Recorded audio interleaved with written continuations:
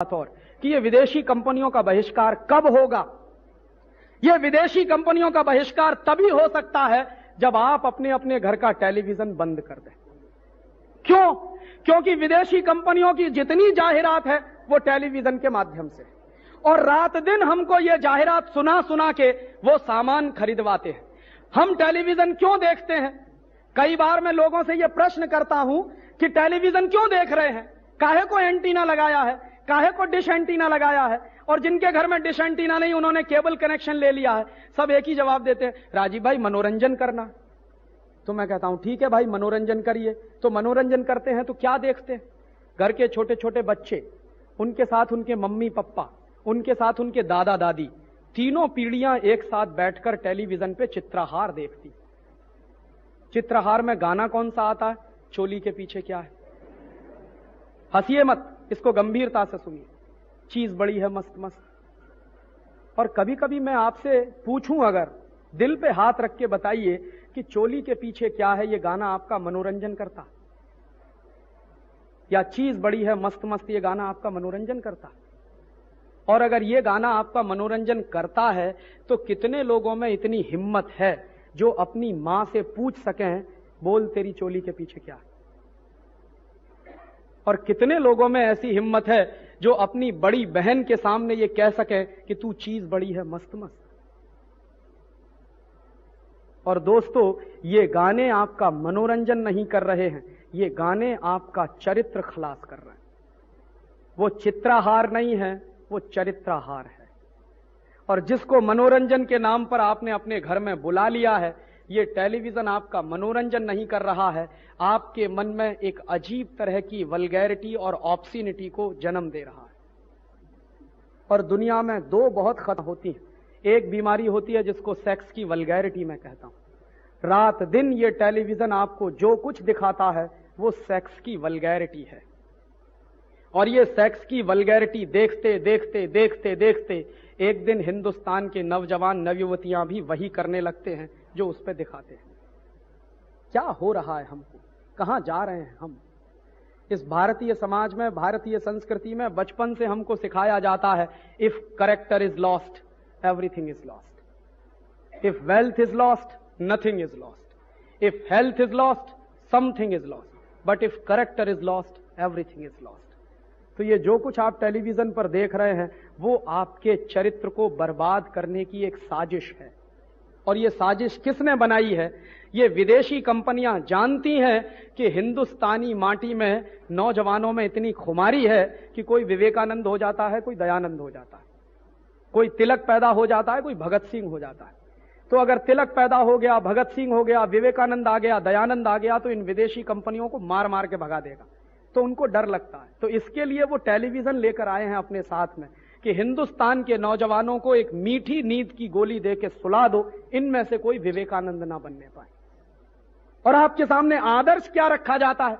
आपके सामने विवेकानंद का आदर्श नहीं रखा जाता, नालायक संजय दत्त और शाहरुख खान जैसे लोगों के आदर्श रखे जाते हैं। और यह कितनी खतरनाक व्यवस्था है।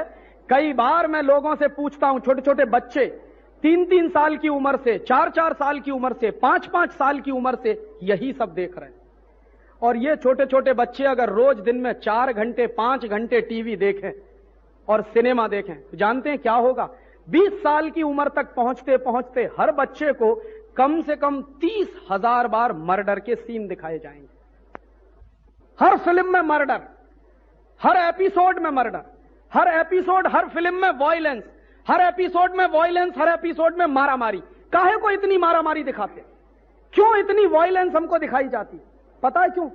हिंदुस्तान में सबसे ज्यादा वॉयलेंस से नफरत की जाती। यह देश अहिंसा वाला है, इसलिए भारतीय संस्कृति को बर्बाद करना है तो अहिंसा की जगह हिंसा को लाना पड़ेगा। तो वो हिंसा हर आदमी कैसे करेगा? हर आदमी तभी हिंसा करेगा जब बार बार हिंसा देखेगा। और ये बार बार की जो हिंसा हम देखते हैं, इसका नतीजा जानते हैं क्या होता है? मर्डर देखते देखते देखते देखते देखते देखते मन की दया खत्म हो जाती है, करुणा खत्म हो जाती है। और हमारे देश में एक कहावत कही जाती है, दया धर्म का मूल है। माने जब दया ही नहीं होगी मन में, धर्म कहां टिकने वाला है? तो वो सीधा आक्रमण आपके धर्म पर है। ये वॉयलेंस बहुत ही खतरनाक चीज होती है। और उसके साथ दूसरी खतरनाक चीज होती है सेक्स की वल्गैरिटी।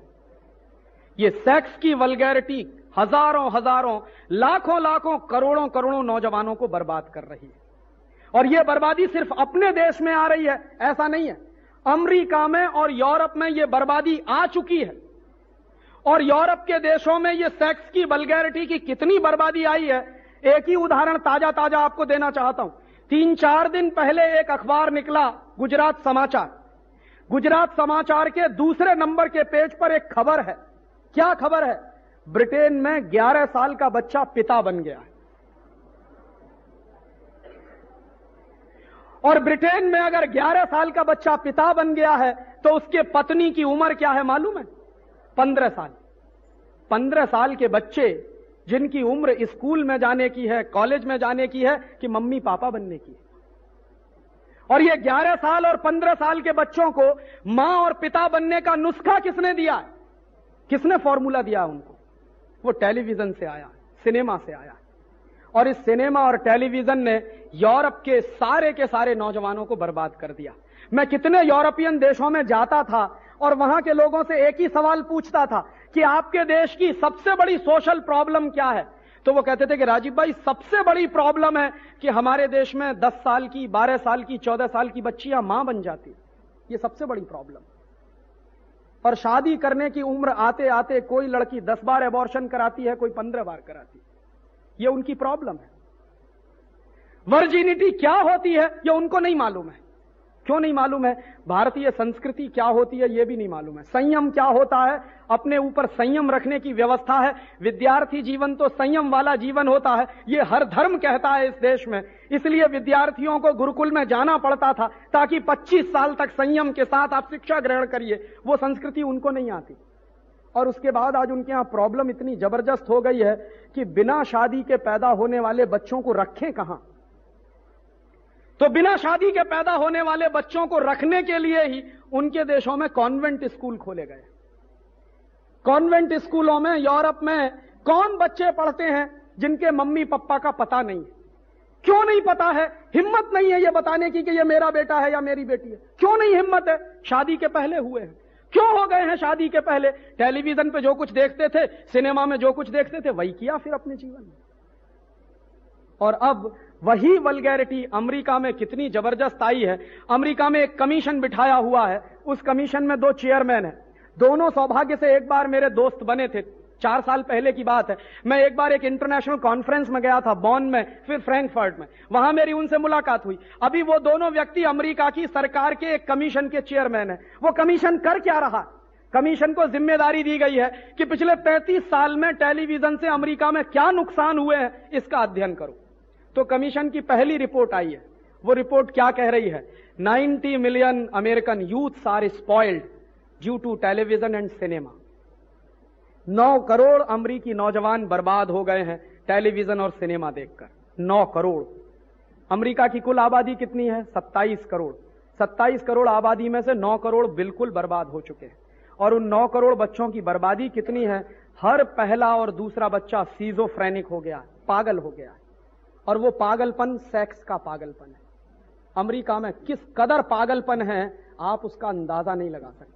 यहां से दिखने में लगता है कि अमेरिका बहुत ऊंचा देश है, बहुत तरक्की वाला देश है। आपको मालूम नहीं है, अमेरिका दुनिया में वो देश है जहां 1 मिनट में सबसे ज्यादा बलात्कार होते हैं बहनों के ऊपर। 1 मिनट में सबसे ज्यादा रेप केसेस अमेरिका में होते हैं। 1 मिनट में सबसे ज्यादा मोलेस्टेशन के केसेस अमेरिका में होते हैं। और अमेरिका में कुछ शहर तो ऐसे हैं जहां शाम को 6 बजे अगर कोई लड़की निकल जाए तो लौटने वाली नहीं है। कितने लोग उसके साथ गैंग रेप करेंगे उनको खुद नहीं पता रहता। ये इतनी हैवानियत और इतना राक्षसीपन कहां से आ रहा है? वो टेलीविजन सिखा रहा है, वो सिनेमा सिखा रहा है। और वो टेलीविजन और सिनेमा अब हमारे देश में आ रहा है। जो बर्बाद कर चुके हैं अपने नौजवानों को, वो अब हमको बर्बाद करने आ रहे हैं।